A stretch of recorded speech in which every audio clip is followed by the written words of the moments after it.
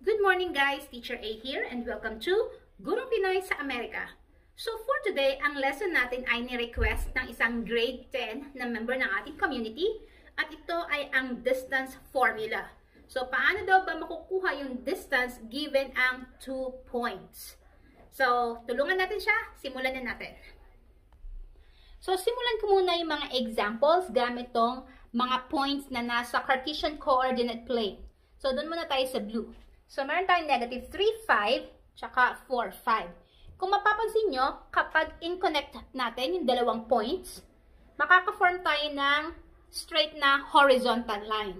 So, kapag kaganyan yung given, ang gagawin lang natin para makuha yung distance is ika-count lang natin yung number of units mula sa unang point, papunta dun sa pangalawang point. So, from here, pupunta tayo dun, count lang natin siya. Horizontally, syempre, 1, 2, 3, 4, 5, 6, 7. So, therefore, ang distance natin ay 7. Okay? Next example. This time, ito yung first point natin, ito yung second point natin. So, again, kapag kinonnect natin sila, makaka-form tayo ng straight na horizontal line. So, yung first point natin ay 1, 2. Yung second point natin ay 1, negative 6. So, para makuha ulit yung distance, which is D, ika-count lang ulit natin from the first point going to the second point. So, pababa naman. So, 1, 2, 3, 4, 5, 6, 7, 8. So, therefore, ang distance ng dalawang points na to ay 8 units. Okay? Now, what if yung points natin ay hindi makaka-form ng horizontal or vertical line? So, magiging halimbawa, pahilis siya, may slope. So, paano natin kukunin yung distance na sakto, accurate siya? So, dun papasok yung paggamit ng ating distance formula. So, yung distance formula natin is D, which means distance, is equal to square root of yung difference ng x natin, ng mga x's. So, x sub 2 minus x sub 1, quantity squared. I-add din natin siya sa square ng difference ng y's natin. Y sub 2 minus y sub 1 quantity squared. Yan. So, yun ang iyan ang gagamitin nating formula para ma-solve ang distance. Let's have example number 1. Okay, example number 1. Point J is at 3, negative 2. Then, yung point L natin is at 8, 4. So, paano natin makukuha yung distance ng dalawang points na to? So, first step. Okay, first step. I-label natin yung given. So, of course, yung una, yan yung ating x. Yung pangalawang number, yun yung ating y. Same dito sa pangalawang given. So, since ito yung first ordered pair natin, ito yung mga sub 1s. So, x sub 1 and then y sub 1. Ito yung pangalawa, so ito yung mga sub 2s. X sub 2 and then y sub 2. Okay? So, ganun lang kasimple yung first step. Second step, kopyahin natin yung formula. Mahalagang kopyahin yung formula para hindi tayo maligaw. So, ang distance ulit ay square root of x sub 2 minus x sub 1 quantity squared plus y sub 2 minus y sub 1 quantity squared. Okay? So, step 1, step 2. Now, step 3. So, sa step 3, isa-substitute lang natin yung values ng mga x's tsaka ng mga y's. So, ipa-plug in lang natin yung mga numbers. So, we have here square root of, ano ba yung x sub 2 natin? So, ang x sub 2 natin, kaya mahalagang i-label para madali nating i-plug in yung mga corresponding numbers. So, yung x sub 2 ay 8. Minus, ang x sub 1 natin ay 3. Ayun siya. Then, quantity squared plus y sub 2 natin ay 4. Minus, y sub 1 natin ay negative 2. Quantity squared. Yan. So, since may double sign tayo dito, negative, tsaka negative, kapag kinambay natin, kapag minultiply natin, ay positive. So, magiging 4 plus 2 na itong given. Yan. Okay? So, solve natin yung mga nasa parentheses. So, we have here square root of 8 minus 3 ay 5. And then, don't forget, naka-square siya. Plus, dito naman sa kabila, 4 plus 2 ay 6. Quantity, ay wala nang quantity.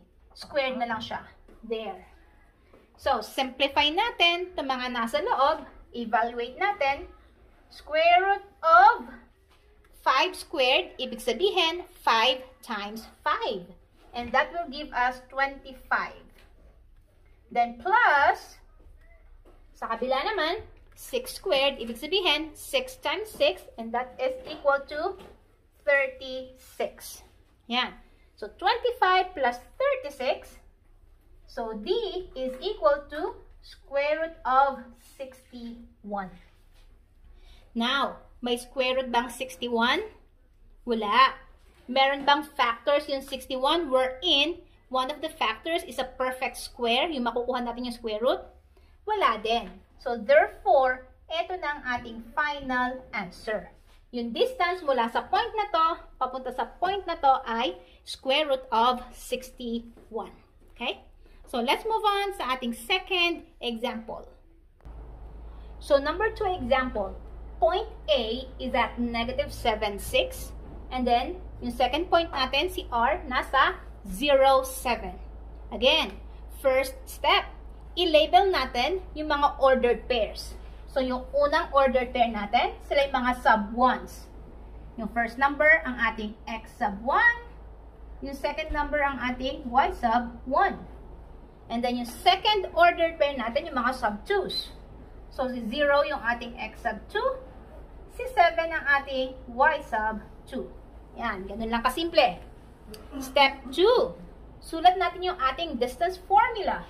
So, D for distance is equal to square root of x sub 2 minus x sub 1 quantity squared plus y sub 2 minus y sub 1 quantity squared. Okay? Next, step 3, i-plug in natin yung mga values ng mga x's and mga y's. So, palitan natin lahat ng letters ng mga numbers. Square root of x sub 2. Tingnan natin yung nilabel natin kanina. Asan siya? Ayun. That is 0.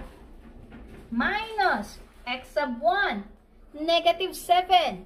So, kapag minus negative, magiging plus na siya. So, magiging plus na to. 7. Then, quantity squared. Okay? So, katulad lang na ginawa natin kanina yan. Plus y's naman. Ang ating y sub 2 ay 7. Minus si y sub 1 ay 6. And then quantity squared. Okay? So, that's our step 3. Step 4, solve. So, solve na natin. So, square root of 0 plus 7 ay 7. And then, don't forget si quantity squared. Plus, dito naman, 7 minus 6 ay 1. Then, quantity squared. Yan. So, simplify natin itong mga exponent.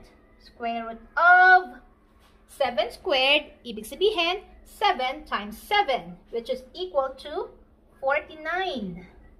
Plus, y squared, ibig sabihin, 1 squared, I mean, 1 times 1, and that is still 1. Yan. So, simplify pa natin to, solve natin. 49 plus 1 ay 50. There. So, square root of 50. May square root ba yung 50? Wala. Hindi naman perfect square yung 50 eh. Pero pwede nating i-factor out yung 50 wherein yung isa sa mga factors niya ay perfect square. Ano yon? 25 times 2. Yung 25 may square root siya. So, factor out natin. So, si square root of 50 ay 25 times 2. Yan. So, therefore, ang distance natin ay Ano yung square root ng 25? Ibig sabihin, mag-isip ka ng number. Kapag minultiply sa sarili, 25 ang lalabas. Okay, that is 5. 5 times 5 ay 25. So, yung 5, isusulat natin siya sa labas ng radical symbol. So, we have 5. And then, maiiwan sa loob yung isang factor na walang square root, which is 2. Yan. So, therefore, ang answer natin sa ating number 2 ay distance is equal to 5 square root of 2. So, that's it. Kung natuto kayo sa ating lesson, nakatulong to sa inyong module or sa inyong summative test, kindly give me a like para i-share ni YouTube sa iba at marami ring matutong katulad nyo. Okay? So, that's it for today. Paalam!